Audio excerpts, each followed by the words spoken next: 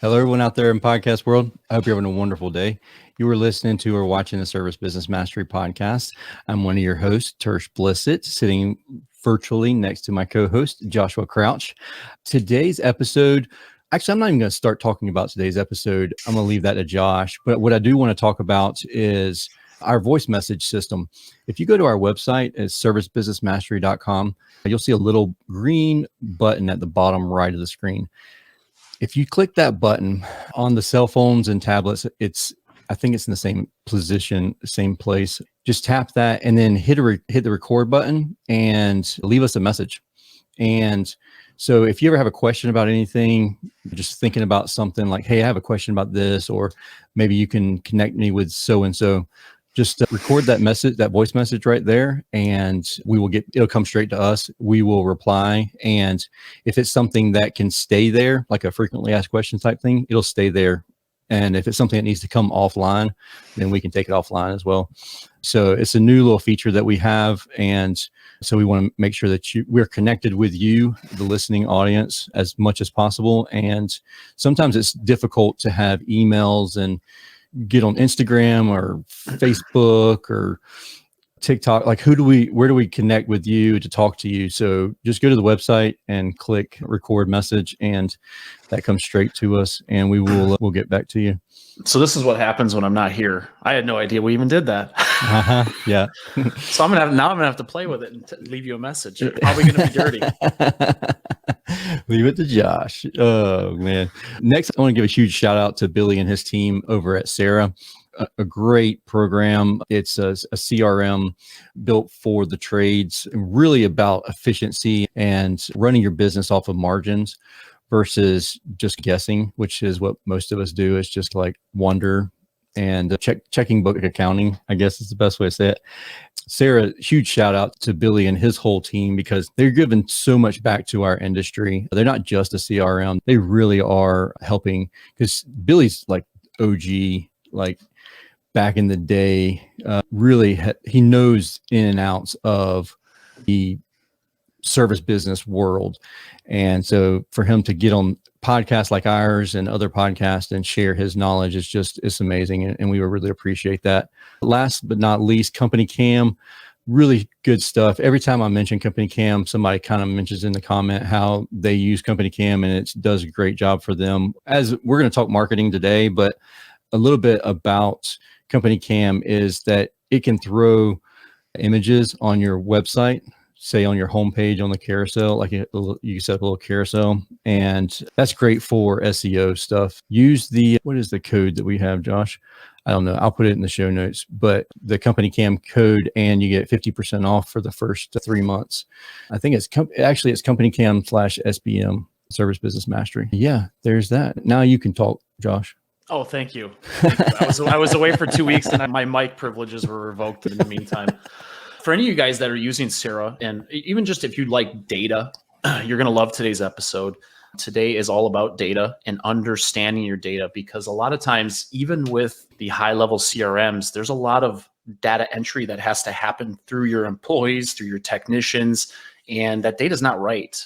I shouldn't say it's not right. It's not right 100% of the time. And I've seen this from when I was in the HVAC world with the way things were getting entered from our CSR, to even having clients now when they use Service Titan and stuff like that. The data does not get entered correctly, so that way you can attribute it properly to your marketing efforts. And the problem with that is, as we all know, if you can't properly attribute revenue to your marketing efforts, you're making decisions based on bad data. And our guest today is they're personal favorites of mine from a company called Searchlight Digital. And they've developed some really cool stuff, and they have some really cool background on how this all kind of came about over the last several years. So I'm excited to get them on the show today and have them go through their product, and also go through what they see, what kind of problems they see, and the solutions that they have for them. Yeah, I'm excited about this too, because Josh won't shut up about it. So I'm excited to hear John talk.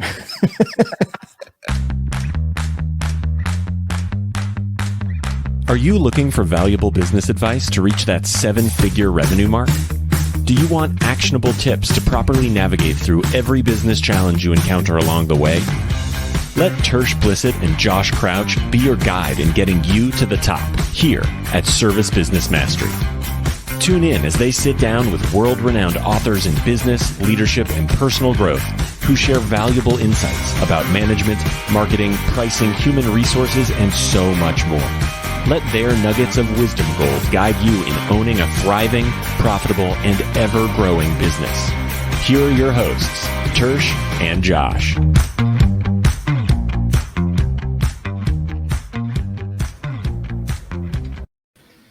Hey, John, how are you? Good, guys. How we doing? I'm so excited to be here. Welcome to the show. Yeah, thank you very much.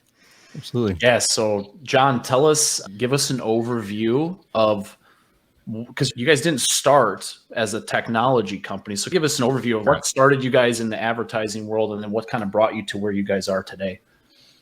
Yeah. So starting Searchlight was pretty organic. We had family friends that were in the industry. So our founder's father's a plumber.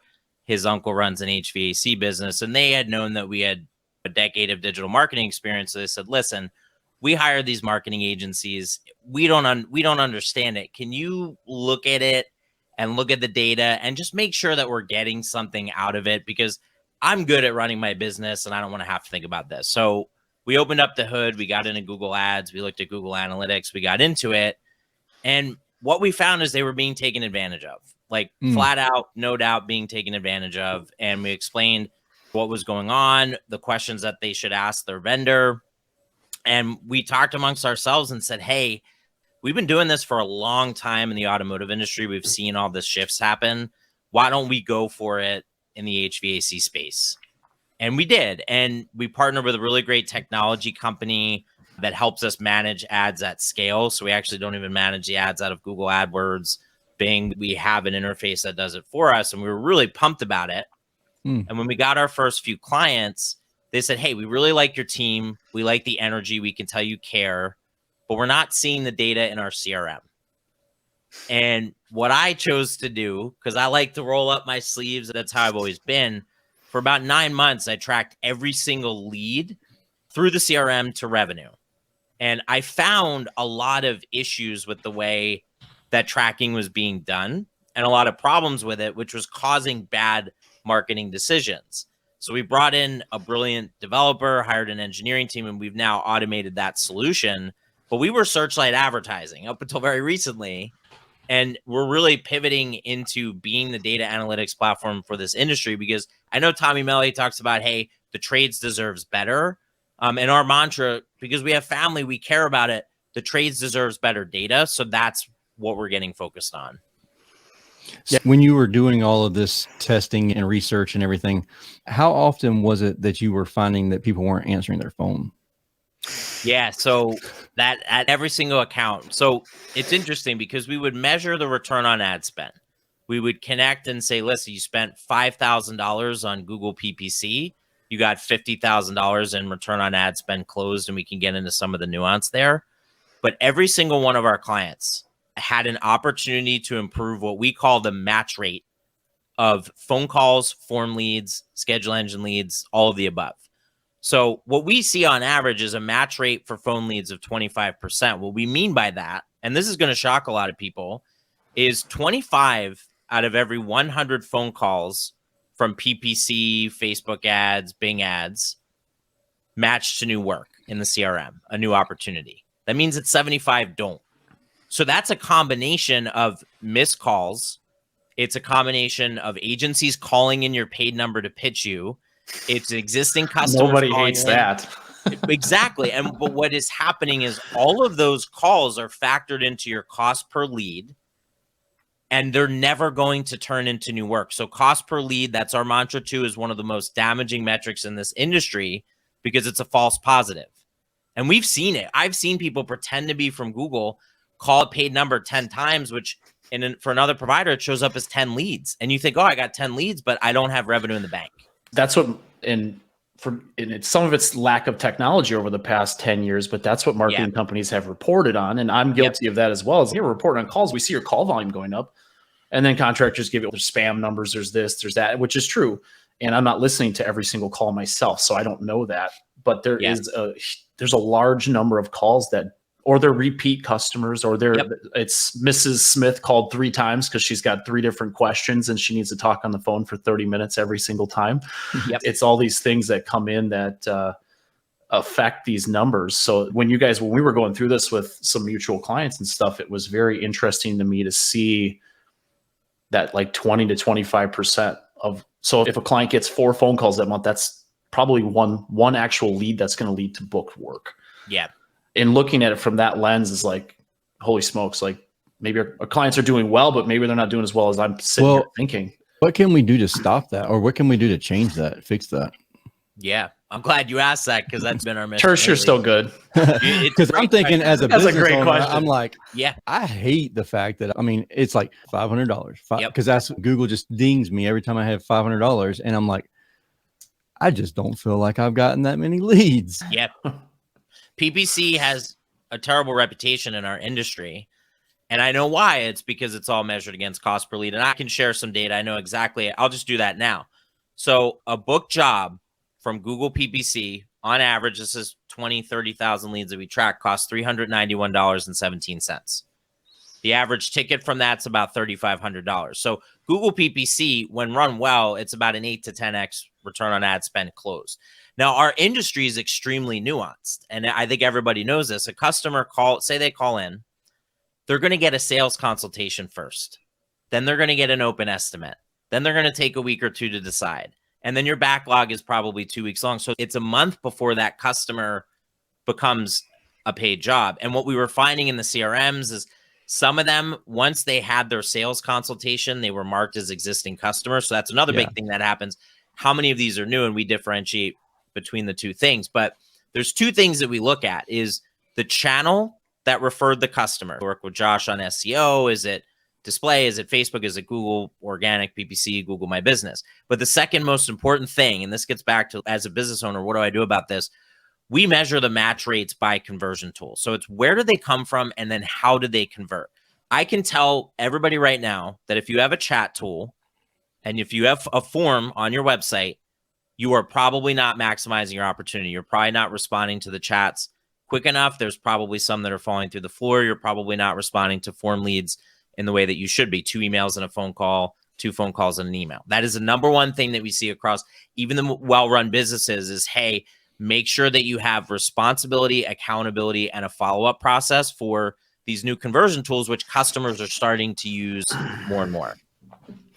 So what I love is the fact that you guys, and I know you know this because we've talked all the time, but is you're turning the paradigm that's shifting with just being a leads provider, right? Like we're just providing leads. Whatever you do with them is your business. Yeah. And that you're going to succeed or fail based on what you do. But now you're turning the paradigm where it's okay. So now we know where we start to have problems in our business. And now we have conversations, not just about getting more leads, because every marketer that listens to this podcast is going to be like, yeah, I've heard that conversation before. I need more leads.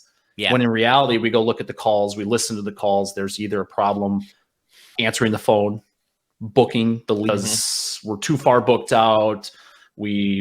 Our price is too high. We can't handle price objections, or they're looking for a competitor, especially with paid ads. They're looking for a competitor and we can't convert them. Yep. And it's all this lost money that those $500 charges add up because we're not doing these things. But now we can actually start to pinpoint where our business is weak. So that way we can take that, let's say I think the industry average is like 3 to 5x on pay-per-click. Really well run is 8 to 10, but 3 to 5 is probably pretty normal. And maybe that's even high. Is start to tweak little things to make our business better, convert more form leads, see where we're having those issues. Because right now, a lot of business owners are in the dark. Even if you have the schedule engines and you have all this data, you don't know what to do with it. Yep. And just having that visibility into getting deeper into that stuff, or having your marketing company get deeper into that stuff, because your marketing company will know where the problem is because they understand the flow and the funnel. But so can you go through? Can I ask a question real fast? Yeah, go ahead. You mentioned earlier about existing clients, like getting stuck in the existing client funnel. Because when I look at I'll look at in the CRMs and they'll say, these clients, they're all existing, like 80% of our customers are existing customers, when in reality, it was just they were calling back from that week's call. Yeah. How is it? Do we need to keep it, like if it's PPC or if it's LSA, do we need to keep them LSA forever? Or is there a time period where they can be considered an existing client? I know from experience that existing client is the easy way out. It's just, existing customer, whatever. They're in our database, so I'm going to put them as that. Yeah, that's a great question. So what we do is we pull data in from CRMs exactly as it is in the CRM. So we can see the entire history of that customer. What we do is look at, okay, did this person spend money with your business before coming in as a lead on one of the channels that we manage or that we're tracking? If the answer is no, then they're a new customer. If the answer is yes, then they're an existing customer. So that's how we split it out. And then when we look at future revenue, but the important thing here is that the majority of the revenue from a new customer comes within the first 90 days because it's usually an installation or a replacement. We see that quite frequently. And here's the really important part, because again, we get into these conversations of, okay, what if they came in from Google PPC, but later from SEO? And we can talk about some of that, but PPC data is easily manipulated. And what I mean by that is someone can run a lot of branded searches. So they'll pay for your business to show up when somebody searches for Searchlight on Google, and they can take credit for that. And they can say, look at all the leads that I've gotten you. But when you really dig into the data, are those new and existing customers? So what we have done with our clients is we have put a focus on unbranded searches. So 74% of our Bing leads were from new customers. And we can drill down into that data. That was their first touch point to turning into revenue. If it changes down the line, that's fine. So to answer your question, Tersh, I don't think that necessarily matters as much, like which channel. If they came in LSA, they go to something different. What I think is important is that you have enough data to be able to call BS if somebody's just running a ton of branded searches to get the lead volume to make themselves look good. Mm-hmm. And what I love is you guys, because this is the problem I've realized, I'm going to use Service Titan as an example because that's what I'm familiar with. We would have a customer come in, they would call one of our tracking phone numbers inside of Service Titan. So it would go to Google My Business, pay-per-click, Facebook, whatever the case is. We would leave an estimate, whether it was a repair or replacement. Nothing got closed. We charge maybe a service fee. Later, a week, 2 weeks, a day, whatever it is, they decide 6 months later, they decided they wanted to do and move forward with the full estimate of what we gave them. And that would go to existing customer because they were in our database already, when in reality, we didn't actually do any work for them. We just did a diagnostic, we did an estimate, and that business finally closed. Now, then if they did work after that, they're an existing customer because we did an installation, we did a repair, they're in our pipeline, whatever. But the problem is the data is being entered incorrectly from CSRs who just don't understand how this works on the marketing end and how the attribution works. And I guess how have you guys transitioned from just talking about calls and leads and how to get more of those into actually helping your clients get better results from the leads and stuff they already have? Yeah. We've introduced this concept of revenue flow. So I love the HVAC industry. I spent a lot of time reading Reddit and the Facebook groups, and everybody talks about airflow and where are you leaking airflow? And if you don't have airflow, you don't have HVAC. So we talk about revenue flow, and we talk about it as a system of actions. It's like a funnel, but it's really a flywheel because you want the customer coming back. So we look at the total number of leads that come in. We start there. And then we show them the number of match leads, and then we show them the number of booked jobs. The average booked job rate, which is the percentage of leads that turn into a booked job, a paying customer, is 21%. And they say, oh my gosh, you're saying that 80% of my leads are not turning into paid work? And I say, yes, absolutely. Then we look at match rate. We see how well is a lead matching to a new opportunity in the CRM, which tells us the quality of leads. It tells us how well we're handling the leads. And then we look at your average cost per book job. We do not talk about cost per lead. We talk about cost per book job. And then we look at your average ticket. Now, this industry is nuanced. I understand why no one's really done this and done it well, is because you have open estimates, you have sold jobs, you have closed jobs, you might be booking out 2 weeks. So how do you handle that? What we do is when we look at time periods, like the month of June, we look at the revenue that closed in that month, the revenue that was sold in that month, and the open estimates given in that month. And then we follow the customers through that revenue flow. So if you're an open estimate on June 15th, but you close on July 1st, we show you as closed on July 1st and remove that open estimate. So it's really just thinking about this as a flow. But one of the biggest gaps, and it's monstrous, is that no one is really seeing what is, I see that comment. I love it. Thank you. No one's seeing what's happening on the website. So that's what's unique about us is we built a tracking pixel that goes on the website and tracks every single activity. So while we're displaying a dashboard that shows the revenue flow, if you want to drill into a customer, which I've done before, and I have some good examples of things that happen that might scare people into thinking, okay, we got to really think about this. I can see what pages they go to. I can see what conversion tools they use. I can see how much time they spend on the site. And it just unlocks observation of customer behavior. Are they using Schedule Engine? The answer is yes. And the average ticket is about $2,000 higher. And the average match rate is about 40% higher with that. They're using chat. 75% of revenue comes from phone. But we can watch how customers behave on your website so you can make changes to match that evolving behavior, if that makes sense. Are these customer behaviors, are they geographically specific, or is this across the entire, say, the US? It's really interesting you asked that. Yes, we are seeing geographic patterns. For example, we have a phenomenal client in the Pacific Northwest, and it was 2 summers ago or a summer ago, they had a monstrous heat wave, which was pretty unique for north of Seattle. And a lot of people like 75 degrees. Yes, yeah. No, it was not the sun came out for a day. Yeah, exactly. But they saw a tremendous amount of demand. I saw something that I have not seen is revenue generated from forms and chats combined were higher than phone calls. I've never seen that. Now, that's not the norm across the United States, but largely we are seeing new customers tend to use the form conversion tool. They tend to use the schedule engine conversion tool. They tend to use chat. Phone still dominates at 75% of the revenue that we track, about 50,000 leads at this point. But it is, the general trend is a little more micro, but there are some regions where it's a lot more pronounced. Billy and I and Josh were talking about this back whenever they had the great freeze in Texas, and they had to turn their phones off. Yep. And it was all leads coming in through their websites. And for a long time, like that's where they were generating a ton of their leads were through their website, which is pretty, I like that. For me, it takes some of that. I don't know. Maybe this is a good question for you. Whenever they're looking at a schedule engine, or maybe you have something built out in your website where you can go through a funnel. Yeah. How often is, so a well-trained CSR can handle price objections.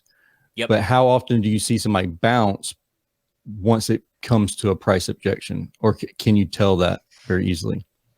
Yeah, so we pull in all the form data, all the chat data, so we can see the chat transcripts and we can see if that comes up. It's interesting. I don't have a data point to say this percentage of chat leads dropped, but what I can say is that the average ticket for a chat lead tends to be a lot higher, and it tends to be from a new customer. That's a lot higher than phone leads. Yeah. Okay. Yeah. And this is not to denigrate. Phone is still the preferred choice. Again, no matter what a customer does, whether I like it or not, or you like it or not, it's what they want to do. And we have to be ready to serve them based on how they want to be served. I think everybody knows that. Yeah. So phone is still the dominant channel. But we had a client that wanted to cancel chat because they just didn't believe that someone would come in fully through chat and do a replacement. I've seen dozens and dozens of those. I've seen hundreds of thousands of dollars in revenue from those. They ended up not canceling. So I think we're going to get to that place where we have a bigger data set and we can put our data scientists to work and get that specific. But I think from a trend perspective, having data like this can help you make a decision. If you're like, hey, I'm on the fence about Schedule Engine, I want to add it to the site, I want to see what revenue it generates. That's what this is useful for. Hey, I want to add chat to the site. I want to see if it, does it take away from my phone leads? Generally, we don't see that happen.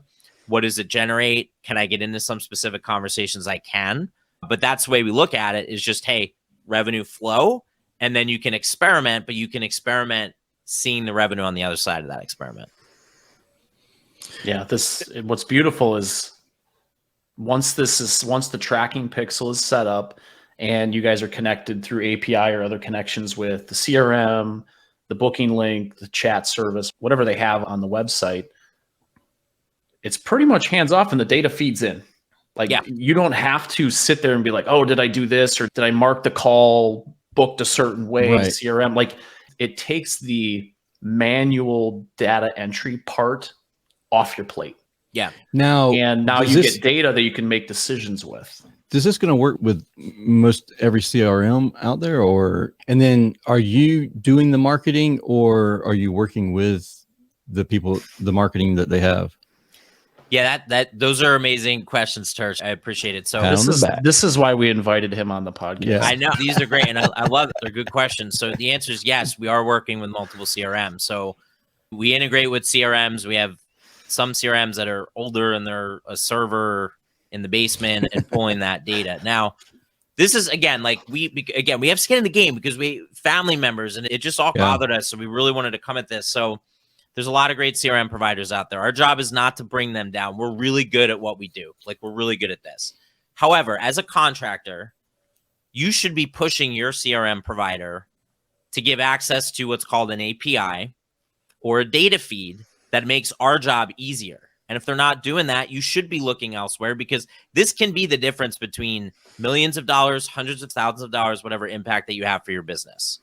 So that's really important to push back on them. So yes, we are doing this. When it comes to, do we run the ads? Does somebody else run the ads? So for a long time, we were running the ads, but we've since kind of pivoted that. We have some amazing clients that we work with who we run the ads on their behalf, but we have started working with agencies and vendors in the space. We want to. We were Searchlight Advertising. We changed our name to Searchlight, and our website, searchlightdigital.io, because we want to be a friendly source. We've had conversations with conversion tool providers to help them measure the impact. If you're an agency and you do PPC or you do SEO, we want you to have this data because it gets in the hands of your contractor who can efficiently run their business. I'll never forget, I'll say this quickly and I'll let you guys ask a question. One of our clients asked me to talk to one of his friends in a different state that was struggling. And we talked about how his business had fallen apart. I showed him the dashboard. And I just remember him saying, if I had this 9 months ago, I wouldn't be insolvent. I wasted a lot of money on marketing just because I was trying to get leads. I didn't know if it was actually working, and clearly it didn't, and it's too late. And I don't want people to have to go through that. So yeah, we're working with contractors, but also with agencies and vendor partners. So how this all came about and how we got John on here, we had a mutual client. I had no idea who these guys were, and they were doing pay-per-click for this garage door company. They came to me. I had been looking for, I've tried multiple solutions and wasted a lot of money trying to find what I thought was the thing that was going to give me the data I wanted, which started a conversation with the founder, Kevin, and John, and some of their other teammates, and got us to the point where we're actively, like, literally going back and forth with ideas and thoughts and stuff like that, because this is so powerful. And this levels the playing field, because you guys know, if any of you guys seen my Facebook posts or listen on the podcast, I cannot stand the crap in the marketing industry. And when I say crap, it's really bad reporting. It's really bad workmanship. It's a blanket cover over. It's like putting the wool over your eyes type of thing. Mm-hmm. And contractors get bad information and they feel like marketing companies are scamming them, which some aren't. But this pulls back the curtain.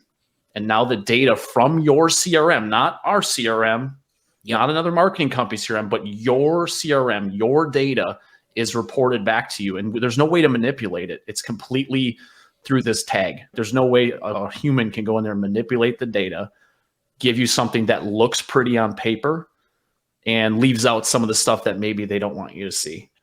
And that's really where I think, as a whole, the industry needs to demand this type of reporting from and it's not just marketing companies, all your vendors. Demand transparency, because I think this is where, if you want to grow your business, you need this transparency. Otherwise, you're It's like putting a blindfold on, spinning around 10 times and trying to hit bullseye on a dartboard.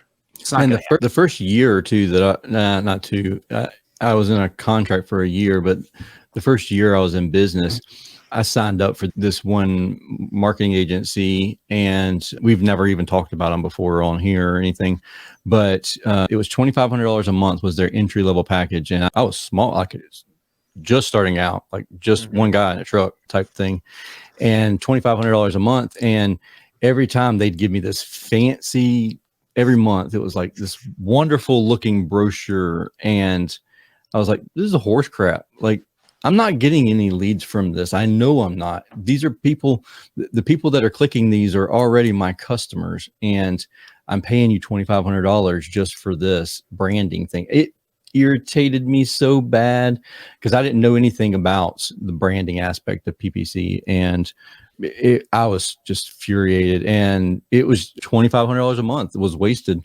for a full year because that's what they did every single month, was just spent money on that and took their fees out of it. I think the important part too, especially with ads, and we don't run ads for people, or Google ads, I should say, but understanding what you're getting, because what their product does as well is it not just tells you your cost per lead, but it also tells you your average ticket by each segment, what's working, what's not, what you really maybe should focus more on based on that data.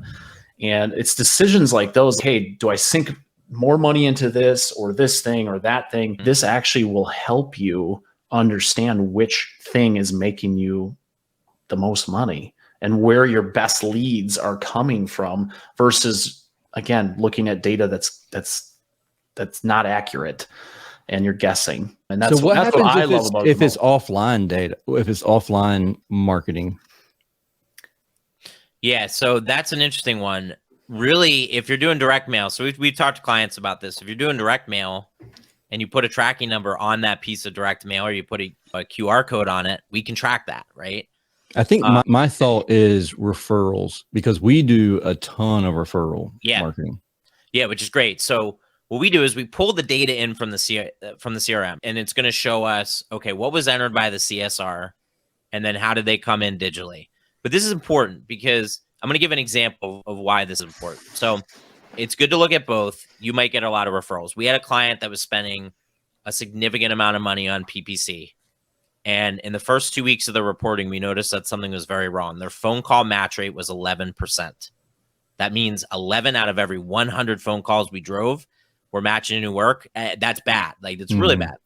So we just called into the number, and what we realized is their automated phone system was looping through without giving an option to press a number to speak to a human. So if a human wasn't answering it and you got rolled over to, this is so-and-so and here's why our business is great, you were getting stuck for 10 to 15 minutes.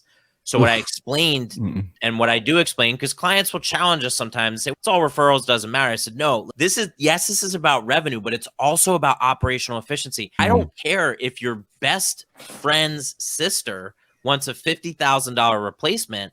If your automated phone greeting is looping through and she can't get a hold of you, you're not going to close the business.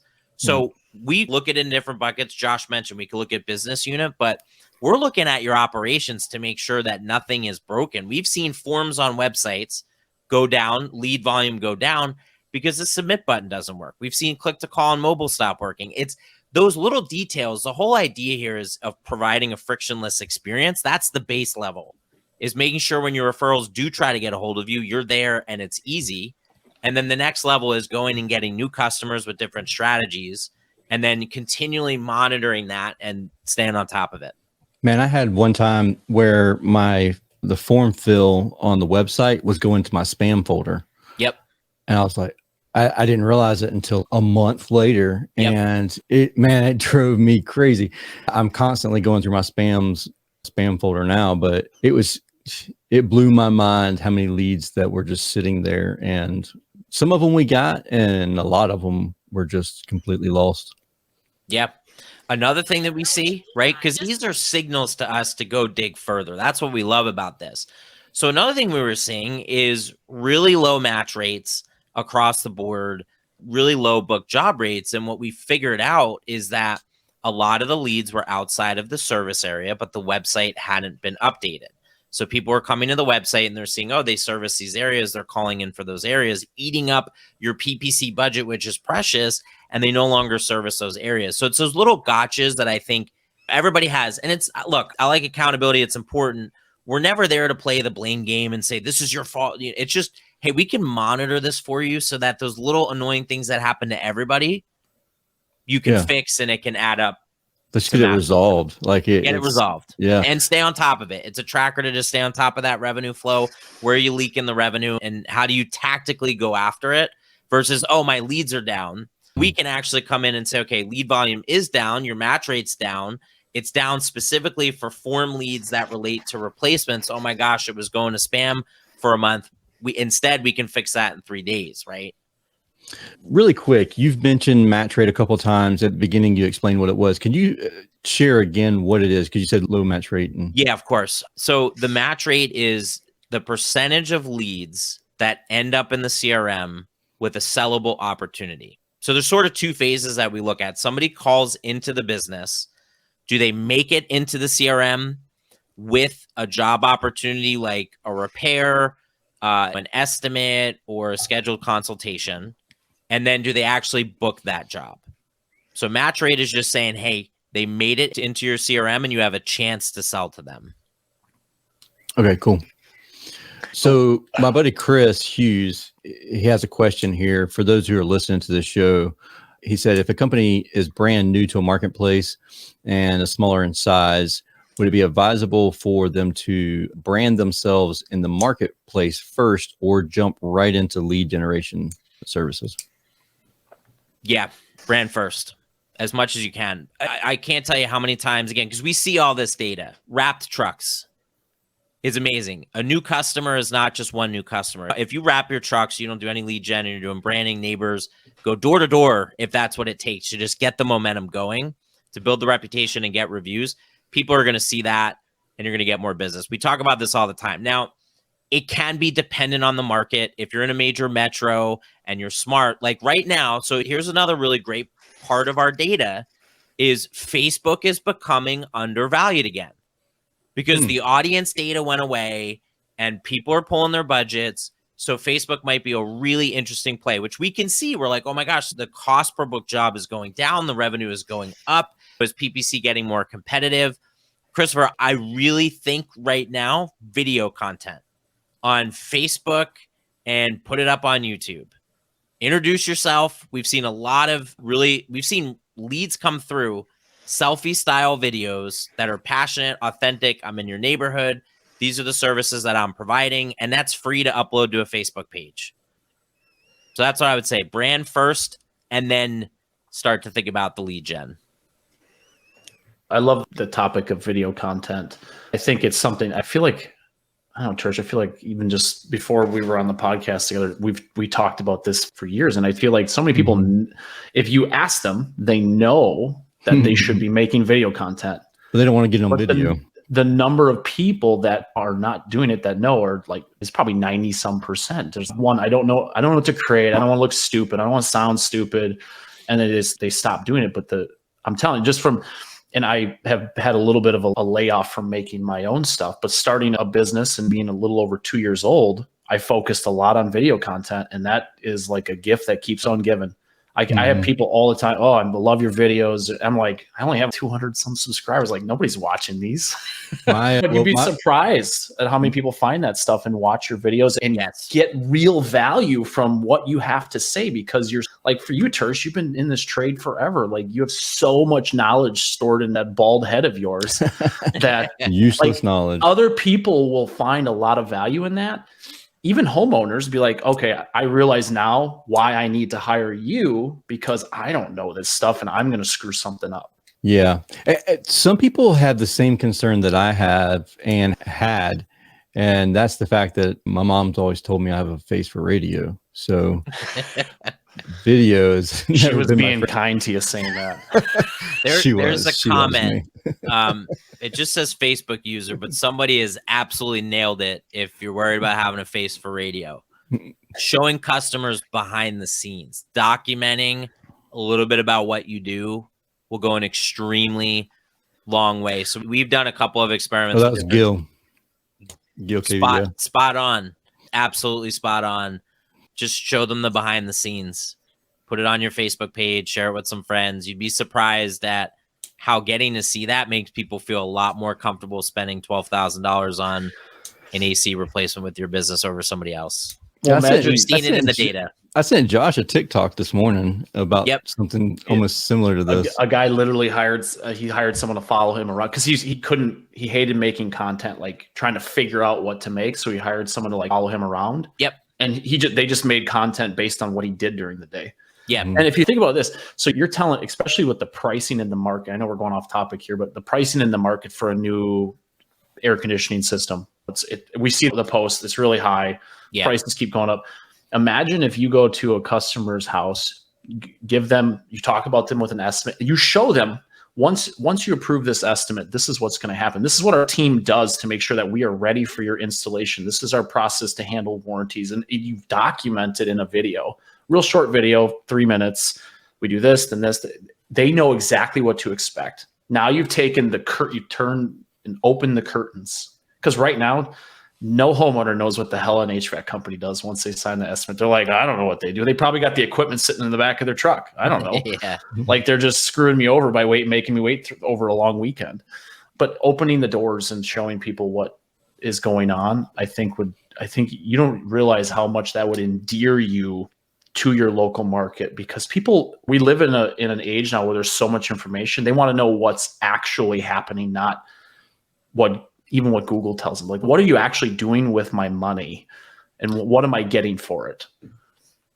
Yeah, I'll give a quick data point. I don't usually share this because A, we're focused on the data analytics, and B, I've never seen returns this high. One of our longest standing clients does video content in spades. Like they do it, so they've got we call it dark social, and I did a podcast about that. We saw a 52x return on ad spend for PPC from new customers alone in a single month. So they spent, I don't know, I think $10,000 and got about $500,000 in return. Just unbelievable. And I'm not taking credit for that. We did the blocking and tackling.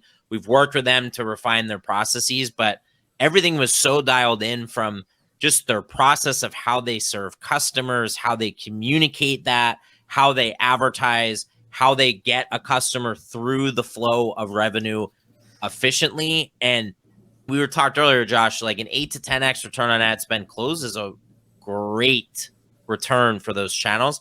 They got, and I checked it, I QA'd every single lead to revenue for that one, 52x, which takes time. There's no guarantees there. You're not gonna be able to get that, but that was just everything running in harmony, just the difference in what that can get you. Wow.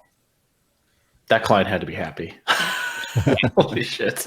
Yeah. If I could give you 10 grand, you give me $500,000 back, I'd be singing from the rooftops. Yeah. And and someone listening might say, how could I ever climb that mountain and get there? It's just the micro process. What we tell our clients is, listen, if we can improve book job rate by 1% each month, just 1%, that's going to compound like interest rates for your business. If you're getting 100 leads and the average ticket you have is $3,500, an increase of 1%, just one more, is $3,500 in the first month, then $7,000 in the second month, then $10,500. And by having these metrics, you can see exactly where you need to spend your time. So you're not spending hours listening to phone calls like we to do that. If you're an agency, you don't have to listen to hours and hours of phone calls. You can just look at the data and say, okay, match rate's low. We got to go look into this. We got to go fix it. All right, John. So you have a ton of knowledge and the data to back it all up. For people who want to learn more, connect with you, follow you, what's the best way for that to happen? I know you have a podcast. Yeah, sure. So 5 minutes to better home services marketing is the name of the podcast. You can email me, John, Jon, at searchlightadvertising.com. We haven't changed over that domain yet. And then I also have a Substack, which is just an email newsletter. It's called the Data Driven Trades, where I publish data That's anonymized. I'm not sharing any specific client data, but just as a whole of the industry, from what we see, so that you can see general trends. Like I noticed someone in here said, hey, what % of leads were coming through the chat tool? Like we have stuff like that. So if you go to substack.com and you just look up the data-driven trades, you should find it. I'm sure we could probably share a link. I emailed that one. Yeah, we'll get a link. So one other thing, so those that use Schedule Engine or have considered using it, John and his team have just done a huge study on that stuff too. He's published that on LinkedIn and some other places. There's some really good stuff there. If you just want to understand some basic data and facts and stuff like that, I would definitely check that out. Yep. Cool. And the best way to connect with you as far as getting signed up with Searchlight? Yeah, I would just say you can go to our website, searchlightdigital.io, and contact us that way. But we're all about creating less friction. So just JON@searchlightadvertising.com. Shoot me an email. Would love to talk. Agencies, vendors, contractors. We just want this data in your hands. It gives you a little bit more leverage with your business. Cool, man. I really appreciate you coming on here and sharing you guys been like my dirty little secret. So no, I'm humbled to even now people know. So cat's out of the bag. World. Yeah, but I appreciate not only you haven't come on here, but everything we've talked about. Of course. Like that. No, thank you. I appreciate you for giving me a platform. I'm humbled. So absolutely. And if anybody has any questions, don't hesitate to reach out to John. And until we talk again next time, I hope you have a wonderful and safe week. And thank you for hanging out with us this morning on the Service Business Mastery Podcast. We'll see you.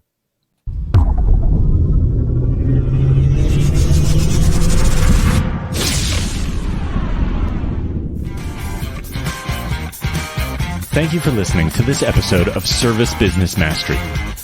Now that you are equipped with essential business advice from this impactful conversation, you are one step closer to becoming the successful owner of your dreams.